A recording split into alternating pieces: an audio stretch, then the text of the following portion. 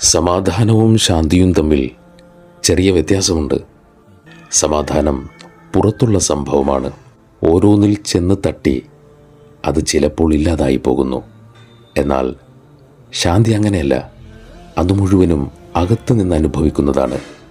ഭൂമിയിലെ കാര്യങ്ങളുമായി അതിന് വലിയ ബന്ധമൊന്നുമില്ല. പുറത്തുള്ളൊരു കാറ്റിനും കെടുത്താനാവാത്ത പ്രകാശമാണ്.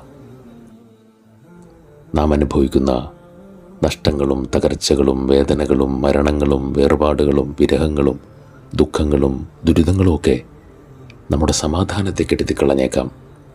പക്ഷേ ശാന്തിയെ നഷ്ടപ്പെടുത്തിക്കളയില്ല.